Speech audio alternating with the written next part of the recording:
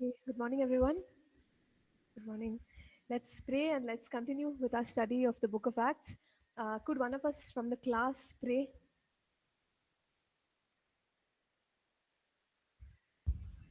Let's pray. Lord, we thank you for this morning. We ask your presence here. So when we dive into the book of Acts, open our hearts and minds to grab the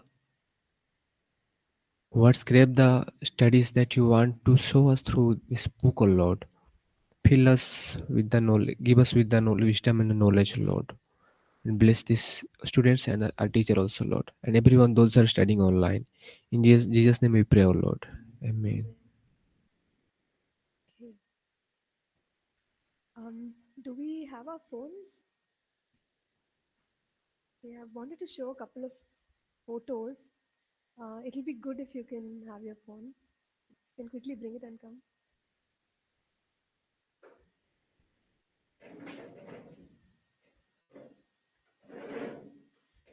Okay, online students, we'll get started in a bit. Please hold on.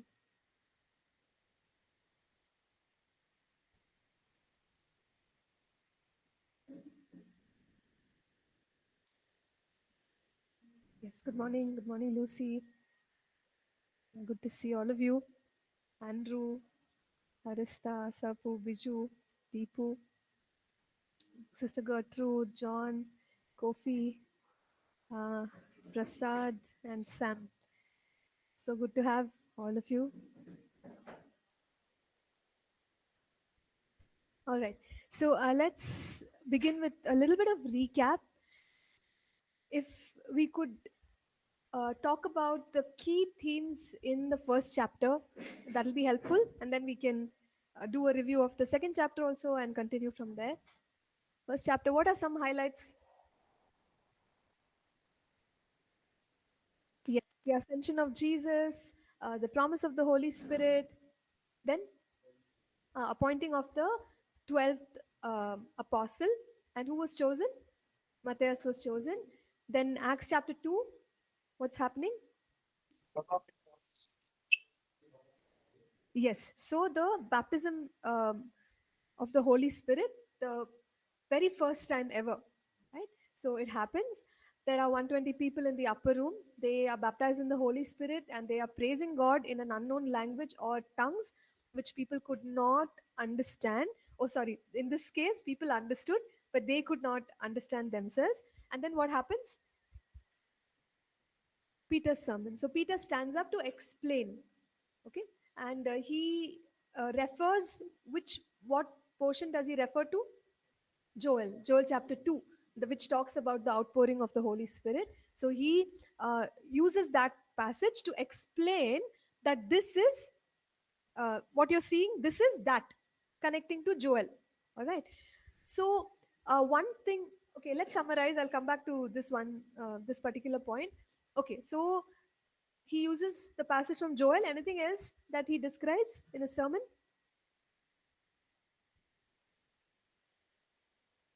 What else does he say? He speaks about the life of Jesus and his earthly ministry, resurrection. Yes, yes, very, very good. Yes, Sister Lucy. So then he brings the focus on the Lord Jesus. Okay, and does he compare Jesus to any other person in history or like Jewish tradition? David, yeah, David. So he says that uh, in the Psalms that where David is talking to the Lord, who is he referring to? He's referring to the Lord Jesus because now he's our resurrected Savior, isn't it? David died, but David could not rise from the dead. So then, who is this person that we are speaking about? It is none other than the Lord Jesus because he is the one who has risen from the dead. And the entire focus comes upon the Lord Jesus. And when people are listening to this, what is their response? How do the people respond to this? Peter's sermon. They repented. Yes, they repented it. And the statement says they were cut to their hearts. Okay, which means they were convicted by this message and they they respond. They ask these people, so what can we do? What should we do? And then Peter tells them, repent. You need to be, you need to repent, and you need to accept Christ into your life. And after that, what happens? Yes, they're all baptized on the same day. So a lot of work, right? The whole day they were baptizing people. How many people? 3,000 people. Wow. It would be amazing to see this kind of a response to one sermon. But it happened in history when Peter stood up and proclaimed. So, yes, I was saying regarding Peter's explanation, he says the phenomenon that people were uh, witnessing, this is connected to Joel chapter 2. Okay. So, what is there in Joel chapter 2? What are the manifestations of the outpouring of the Holy Spirit? Based on Joel chapter 2. Yeah. Based on what Peter quotes. What does it have there? Your your sons and daughters shall prophesy. This is verse 17. Okay. They will prophesy. Then young men shall see visions. Old men shall dream dreams. These are the manifestations that Joel spoke about. But in verse 16, Peter is saying, chapter 2, verse 16, Peter is saying, but this is what was spoken by the prophet Joel. But what is the manifestation that has happened in the upper room? Is it prophecy? Is it visions? Is it dreams? It's tongues. Yes or no? It's tongues, and yet what is Peter saying? This is what Joel spoke about. So let's try to understand this. The manifestation is tongues, but Peter is saying this manifestation or whatever is going on here is what Joel spoke about. But Joel has enlisted other things, visions, dreams, prophecy. Then how can Peter make the connection? What do you think? This is not that. This is tongues. That is prophecy. But in verse 16, Peter is saying, okay, let me explain. But this is what was spoken by the prophet Joel. But there is no connection. Uh, Okay, so you're I saying think he was making reference. He was sorry. talking in reference to the outpouring of the Spirit. That's true, but what I'm asking is manifestation is different in what Joel has enlisted and what people are actually witnessing right now. So then, how can Peter say this is that?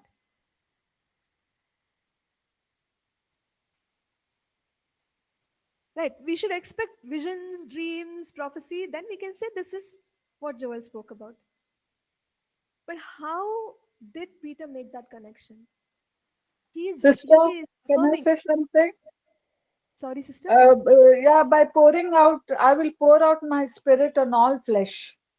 Right. So that was one of the manifestations now in Acts. True, That, but see, when the Spirit is poured out, there is a manifestation or the way in which it appears. So, in the case of the upper room, it is tongues. But Joel yes. is talking about visions, prophecy, dreams. So, I'm asking, how did Peter make the connection? No idea, sister. Okay, no idea.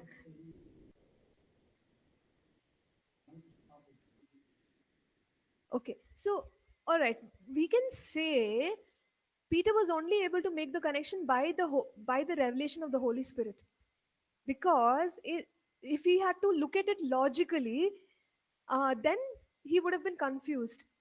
Because the outpouring of the Holy Spirit, yes, that's common, but manifestations are very different. Okay, so what can we understand from this? See, whenever the Holy Spirit works, the manifestation can be very different. Each time it can be very, very different. Okay, and we must um, not try to box God into one particular manifestation. That's the point. But thank God that day, even though manifestation was different, Peter had the revelation. This is the Holy Spirit. See, even in our life experiences, right? We are doing ministry, we are worshiping in church.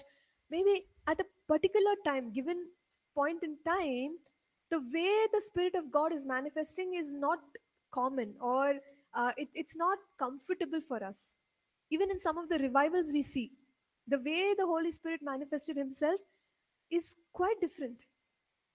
Yet, the way Peter was able to have that revelation, the understanding, even in our spirits, we should be able to recognize the work of the Holy Spirit. Yes, sometimes it's not that easy. Sometimes we have to wait till we see the fruit. And we've spoken about that. The supernatural will yield fruit in the lives of people. So if there is repentance, if there is transformation, if there is righteousness, holiness, then we know, yes, it was truly the work of God, because it has brought the right kind of transformation in people's lives. So that's the test of the supernatural. All right. So what kind of reaction did this manifestation of the Spirit have? We spoke about this also last week. How did people react? Yes. So some of them were, happy because they could hear these people praising God. But some others were mocking. And we also said that even today, when the Holy Spirit manifests Himself, we can expect these two reactions. For some people, they believe. But then there are others who will be like, oh, what is happening? You're saying this is God. How can this be God? So nothing has changed in that sense. Even back in Acts 2, people are people are questioning the outpouring of the Holy Spirit. So even today it's happening, right? So yeah. Now let's move on. I wanted to show us, last time we said there were at least 15 different language groups that heard their own language when people were baptized in the Holy Spirit. So I just wanted to show us one image.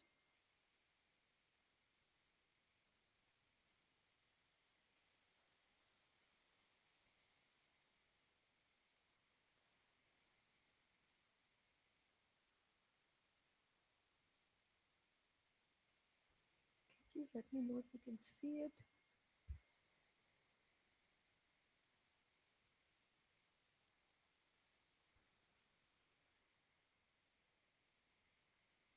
Okay, not very sure.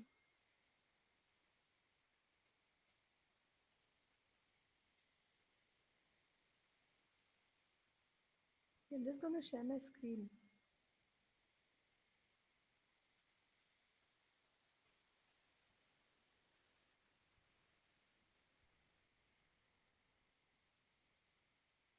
Okay. So, yes. Are you able to see now? Okay. So here you go. There were people in Jerusalem, in the region of Judea, and there were people from all these places. You can note here, right? So the names are all given here. They had all gathered together, God-fearing Jews, to worship God at the feast of Pentecost. Okay, so that gives us an idea. All right, fine. So we will discuss some more, and then again, I'll show you an image. So after the preaching of Peter, uh, we stopped at the point where Peter is calling them to repent, be baptized, and there's one more thing he is talking about in verse 39. So what is that? Could somebody just read it out? Acts 2 verse 39. For the promise is to you and to your children and to all who are afar off, as many as the Lord our God will call. Okay. So just before that, what is he talking about? He's saying some promise. That promise is for you, for your children, and for everyone who's afar off, whom the Lord our God will call. What is that promise? What? The promise is for us at this day and for Yes, the people who are coming. correct. But what is the promise? Sister, gift of Outpouring of the the Holy Spirit. Spirit. Sorry. Yes, I heard you, Sister Lucy. What about Sister Gertrude? You mentioned something. Gifts of the Holy Spirit. Okay, so here we have to get it from the context.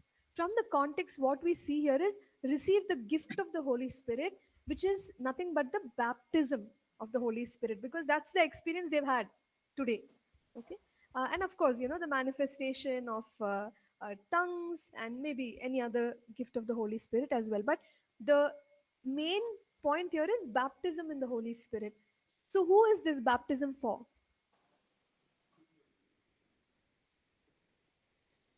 Okay, people who have become believers, all right. So is it only limited to that generation of the first century church, or in terms of time, it's saying to you, your children, meaning their descendants, and it's saying to all those who are afar off, whomever, as many as the Lord our God will call. So that means you and I, we are many generations away, but we are called by God. We are children of God. So the point is, there is a promise, and that is the promise of the Holy Spirit. And even as you and I go and minister to people, how can we be confident that when we pray, they will be baptized in the Holy Spirit? Promise. Verse 39 says, this promise is for you, your children, for all those who are afar off, as many as the Lord our God will call. So we can be very confident. Yes, God has called us. We have a promise. That's the promise of the baptism in the Holy Spirit. Now, let's go to the next section. We are at verse 40. And this gives us a beautiful picture of a healthy and a thriving church. So, this is, you could say, sort of an ideal picture of what a church family should look like. But of course, we know this is not complete, because there are many features of the local church which we have studied earlier. But yes, some prominent features that make the early church look so wonderful. So let's go ahead and see what those features are. Right? So we notice that these people, they continued steadfastly in what? The apostles' doctrine and fellowship. So, one thing, apostles' doctrine. This implies that they were committed to the word of God.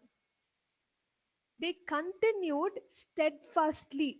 It's talking about a regularity, okay, a consistency.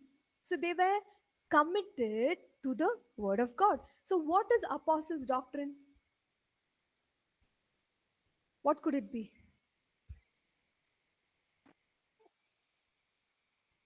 About Jesus' life, Yes, ministry on the earth, yes, and his death and resurrection, correct. and about his ascension, being a witness of what they saw. True, true. So yes, they were the apostles had learned from the life of Jesus. So we can say they would have taught about the life of Jesus and his death, burial, resurrection, and also the teachings of Jesus. Right. So all that they would have taught. Anything else it would have covered? Yeah. So that comes from having faith in Jesus. Right. Anything else which goes beyond, uh, just the life of Jesus? Yeah, signs and wonders, yes, but doctrine about who God is, and all of that. Communion with God, sister. Breaking bread.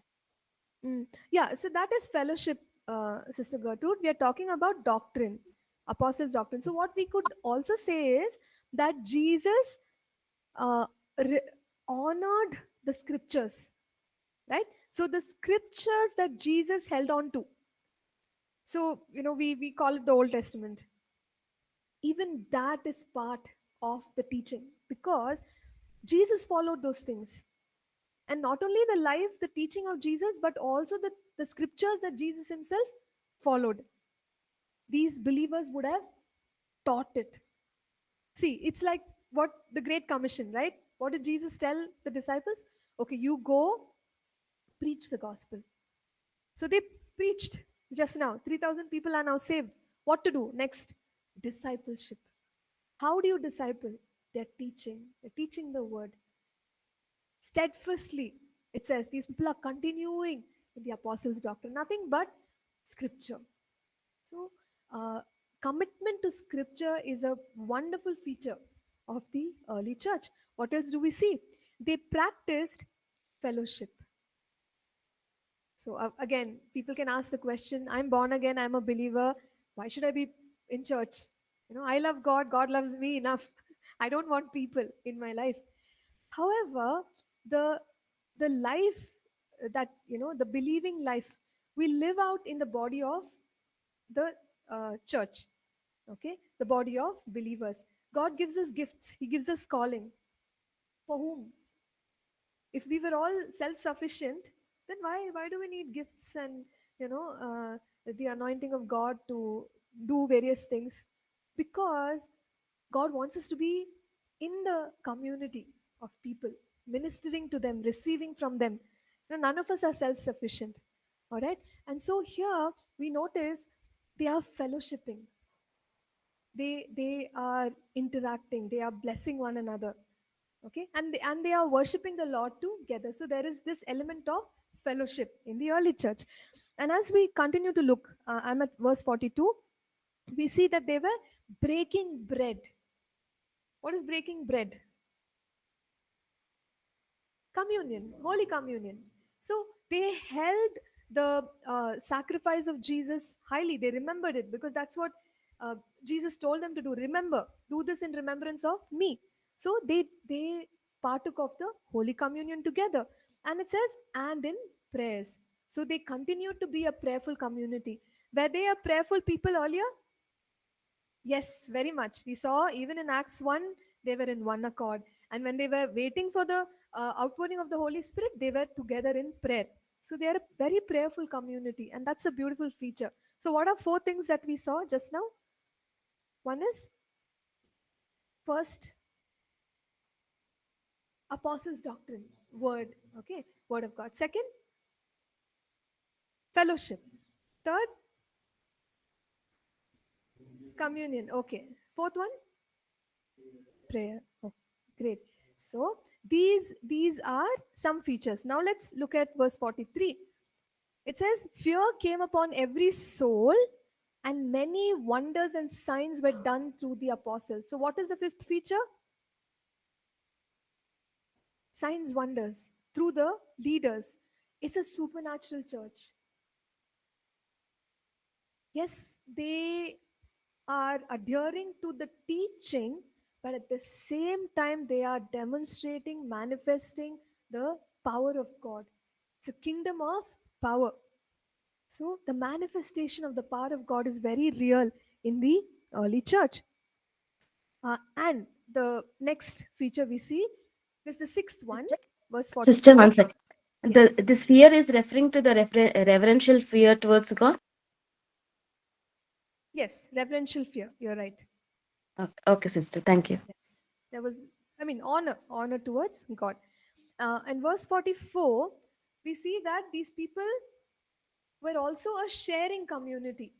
So they had all things in common, it says. So that means they were ready to share and be helpful towards one another. So verse 44 and 45, in fact in verse 45, it goes to the next level. It says they sold their possessions and goods, divided them among all as anyone had need. So they had all things in common and they also sold. So is there any thought that comes to our mind when we hear of such things in the early church? They're a very loving community. Yeah, that's understood. But don't you think it's a little extreme, selling your things and giving the others? Yeah, very selfless. It gives us a picture of a people who are on fire, right? They are only about the kingdom of God. And why did people need things? One assumption is because those who got saved mostly stayed back in Jerusalem. Remember, people had come from all these places just for the festival, but now they are saved, and some of them may have stayed back saying, I want to be part of the church of Jerusalem. It seems like a mega church, right? 3,000 people. And maybe they did not have a house, they did not have some basic requirements. So the church community is ready. Some people in the community are ready to sell their own things and make sure the others are comfortable. So it's a very loving community, caring and sharing. So, based on this, can we say that even today we have to go to this extent to care for people? What do you think?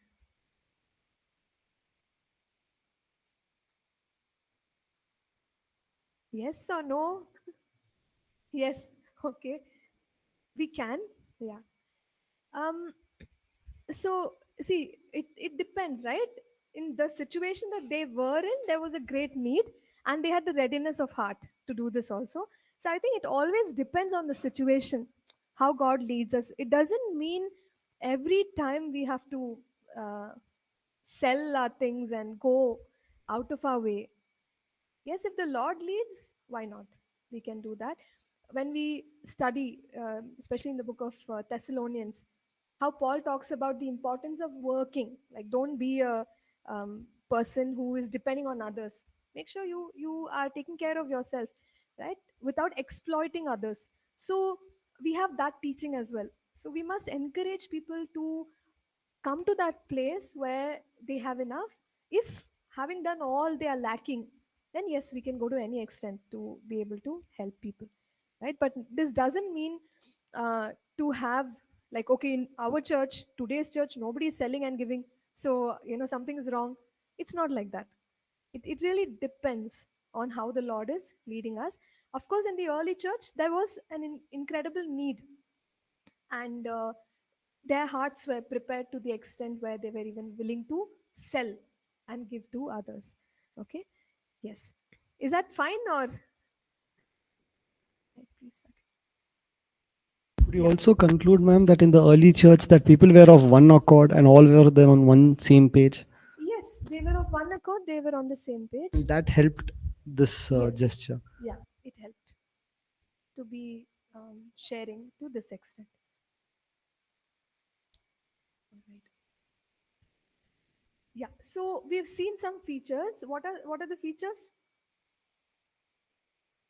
Scripture, fellowship, communion, prayer, supernatural, and then sharing. So, uh, great church. Like, if you ever visit Jerusalem, you should go to this church. Okay. And then verse 46, they are continuing in prayer. So it says, in one accord, that means oneness of heart, in the temple or their place of worship. Right? So why did they go to the temple? The believers, even the apostles, you will notice later on that they are going to the temple. So there were 3 times of the day when the Jewish believers had to go and worship God in the temple. So, like 9 a.m.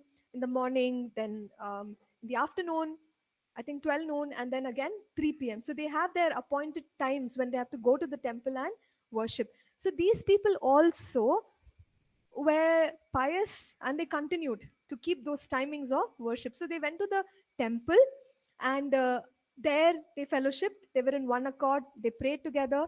And it says, and breaking bread from house to house, they ate their food with gladness and simplicity of heart. So this gives us a picture of a church which is so active. Can you imagine? Maybe I'm just saying, I don't think it's exactly like that. Maybe on a Sunday they're meeting together in church, and then they're having life groups, they're going house to house. So it's very active, full of life. There's so much going on in the church family that there is no time to spare. They are constantly worshiping the Lord in fellowship and serving one another. So it says in the temple, and then again house to house, as if that's not enough. So they are continuing to serve the Lord. And notice it says breaking bread from house to house. That means participating in communion. We can assume there were small groups, there could have been larger groups also. And so you see, it's okay, like they did not necessarily have only the temple space where we can have communion, house we should not have communion. Nothing like that. They had faith. And so even when it came to the houses, they were okay to participate in the Holy Communion. The main thing that matters is the reverence that we carry when we partake of the Holy Communion. And then they were praising God, and they had favor with all people. So, this church, which is going so deep into living out that believing life, they had favor with all people. So we can imagine that the people around them noticed something different about these believers and about this particular church. And they must have thought, oh, this church is a blessing to our city. This church is a blessing to our community. And they have a lot of favor. That means any help they need, any support they need, even unbelievers were ready to step out and help them out. So this kind of position, or the the level that the church had in the city of Jerusalem. And while the church is enjoying this environment and also has favor with people, the scripture says, verse 47, people were being added. How often were people being added to the church? Not Daily, sister. daily. Daily. Yeah, it says daily. So what an amazing thriving church it must have been. Okay, it ignites a lot of passion. Oh, if they can be such a church, why can't we see a church? We would also say this is a church in revival. They're experiencing um, the power of God in a very special way during that times. So it's a church in revival, and we'll continue to see the revival in the early church. So now we move on to Acts chapter 3. Any questions, any comments about whatever we discussed till now?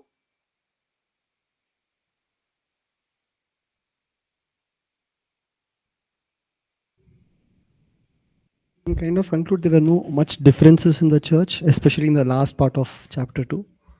Mm, um, there could have been, but not significant enough for them to be mentioned.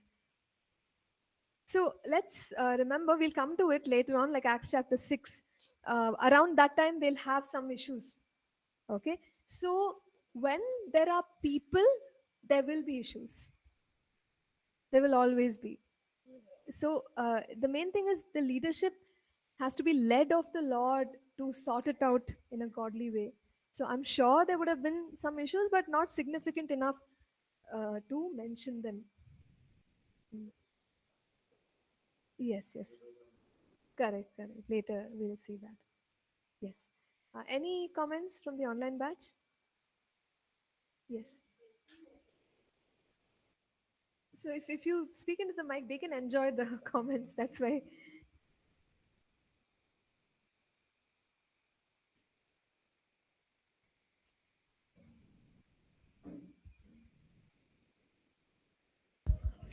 This breaking the bread, like I don't know, but I'm just assuming whether they were having also lunch or dinner, or like it just saying for the communion. Mm, See, this is breaking bread referring to communion. Yeah.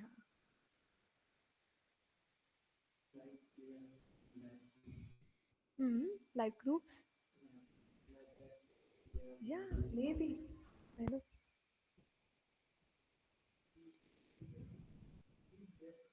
Mm, mm. Yeah. So see, fellowship, it's part of that, and also their devotion unto the Lord. Okay, yeah. So if you're clear, let's move on. So in Acts chapter 3, there is a specific incident that takes place. And because of this incident, people believe in the Lord Jesus, but at the same time, the apostles also get into trouble. So we'll see what exactly happens. And whatever is taking place here, it's happening at a gate. It's called as Gate Beautiful. So I have an image, may not be exactly how the gate was, but I can show us anyway.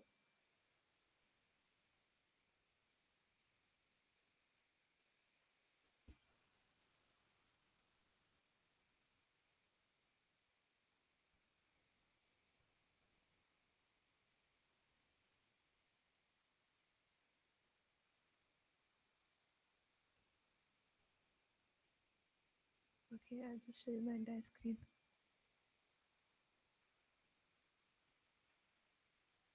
Yes. So I hope you can see it.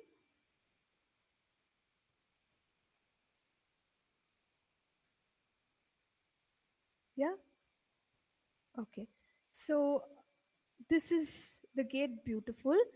It's not necessary. It wasn't a gate of the city, but it's the eastern gate of the temple court.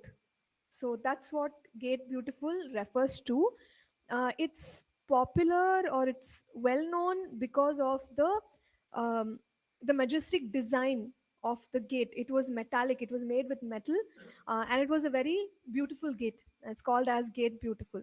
So it must not be misunderstood with any of the gates of the city of Jerusalem. So now we have an idea, right? All right. So let's now talk more about what happened at this gate. So at this gate, verse 1 of Acts chapter 3, you can follow along in your Bibles. I'm going verse by verse. Uh, Here, apostles Peter and John, they went to the temple at the hour of prayer, the ninth hour. So remember, we said three special times of the day when the Jewish believers used to go to the temple. Though these apostles are believers in the Lord Jesus, they still were, they kept their, what can you say? Yeah, like tradition. Okay. So they went to the temple at the ninth hour, it says. And at that time, there was a lame man, and the specific thing about this person is that he was lame from his mother's womb. That means he had never walked. Okay, later on, we'll see that his age was 40. So, for 40 long years, this man has not walked. He stood there or he laid at that gate beautiful every day. So, if he was here and he was also somebody who was begging for alms, if he was here, then our question is, why is he still lame? Jesus went to the temple so many times. And Peter and John, this is not the first time they're going to the temple. They've been to the temple many times. Why is it that today we are talking about this lame man? 40 years he's been there. I'm sure Jesus went many times and this man would have been there. Why only today? The focus has come to him for his healing. Maybe he didn't reach out when Jesus passed by. He didn't call on him. Okay, he didn't reach out. Yes, we could consider that because faith is what Jesus was looking for. That's the norm. When we carry faith, anytime we approach Jesus, we receive our healing or our miracle. Maybe he didn't approach. Okay, fine, that could be a reason. But why is it that today is the day of his healing? God's He plan. believed in Christ's resurrection. He came to know about that good news of Jesus Christ. I'm not sure, Sister Lucy, because it doesn't say anything about him, about Okay, his, okay. faith in Christ. It doesn't say. So we are assuming that on that day he didn't have faith to be healed. He was just doing his daily thing of begging for alms. Ma'am, it was his appointed time to be healed. Yes, we could say that, appointed time, or as we say, uh, Jesus heard the Father. Jesus saw what the Father was doing and did that. So we could say that this is that time that the Heavenly Father had appointed for this man to receive his healing. And Peter and John were in sync with the plan of God. Just the way Jesus heard and Jesus did, they would have heard from God, or they would have been nudged by God that this is the moment. Look at this man. So, yes, we do the Father's works as led by the Father. That's the important thing. Okay, now let's move on. So he is there begging at the temple, and what does he do? He sees Peter and John. Why is he looking at Peter and John? The scripture very clearly in verse 3 says, for alms. Ask for alms. Give me something. Okay. Even this shows us this that his expectation is a very limited expectation. Okay, if I get, in our language, if you say, okay, if I get whatever, 5 rupees, 10 rupees, enough, I can have a meal. He doesn't seem to be displaying greater faith than that. His faith is, yeah, little is enough for me. That's where his faith is at. Now look at this, verse 4. Um, Peter and John, fixing his eyes on him with John, Peter said, look at us. Okay, so they have sensed that this is the moment where God wants to do a miracle in this person's life. So they are asking for his attention because they were confident God is going to do something for him. So they are, getting his attention. They're saying, okay, look at us. And this man looks at Peter and John. And a very classic statement that Peter makes at this time is he says, silver and gold I do not have, but what I do have, I give you in the name of Jesus Christ of Nazareth, rise up and walk. So look at God's mathematics. Okay, this man is asking for money. And here is Peter, he's saying, look, I don't have silver, I don't have gold, but what I have, I will give you. And what is that? He says, the power of God is what I want to give you. So the man was looking for money, but God is giving him something greater, a miracle for his entire life. And there's really a lesson for us to learn there. Sometimes our expectation of God is, yeah, this much God, that much only, enough, I'm okay, I don't want anything more. But in the kingdom of God, when God is showing us, no, I want you to live for this, I want you to live for something greater, there's more power. We must be ready for that. We don't have to limit ourselves. This man is only looking for a small amount of money, and God is giving him a big miracle. And Peter that day says, silver and gold, I don't have. But thank God he had something else. Okay? How would it have been if he had silver and gold and no power of God? Very sad story. Thank God, though he didn't have money at that time, he had the power of God. And today, that's a challenge for all of us. No point saying, okay, I have everything, I have lots of money, but I don't have God's power.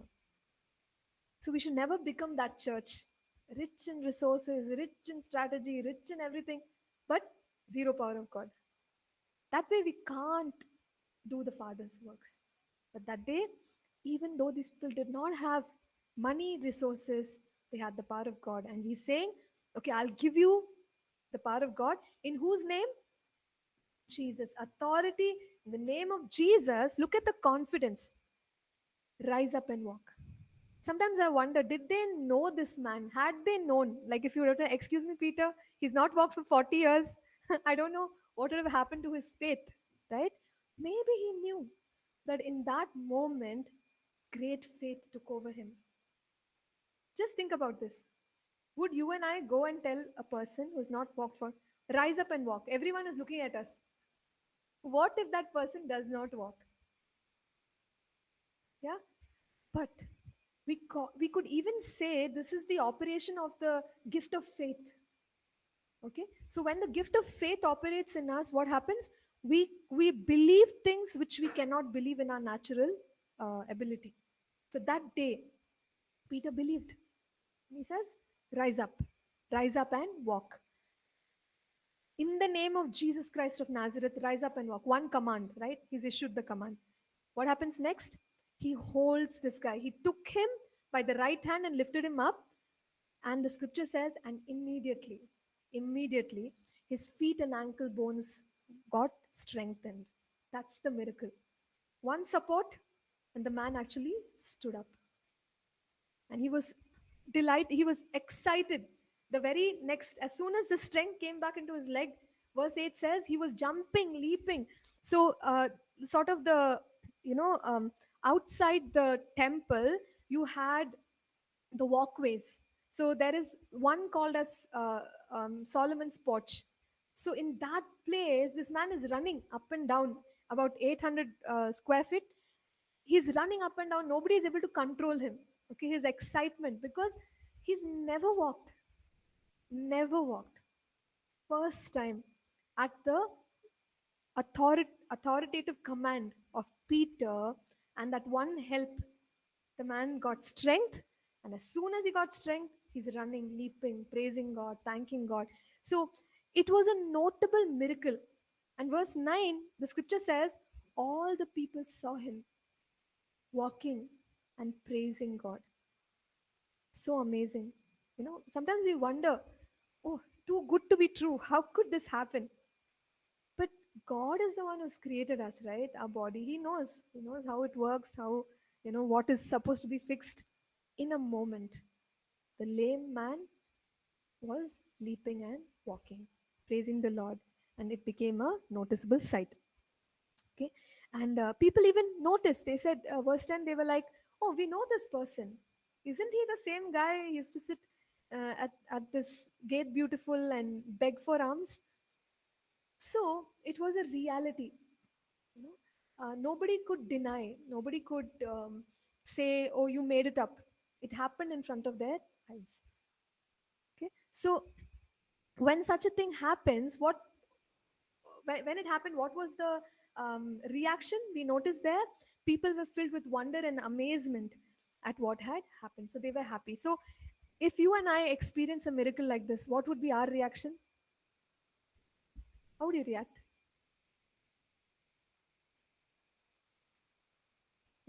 Answer should have been quicker than this. Yeah, extremely happy to know that God is almighty, all powerful, and he has done a miracle, right, in this person's life. So the people who saw it, they were filled with wonder and amazement, and they praised the Lord, right? So we'll stop here, and we will continue with what exactly happened. We should have expected everyone to react like this, but something else happened. Okay, so we will come back and we will look at it. But before I stop the recording, any other comments, online students? We've heard what took place on that day. Sister, can I connect it to Jesus healing the paralyzed man, looking at the faith of his friends? Yeah, Okay. we can. The only thing in this case, doesn't seem like he had any faith. This man, Yes, he yes. didn't have any faith. His faith was Okay. only a little bit of money. That's all. Okay. Okay, sister. Thanks.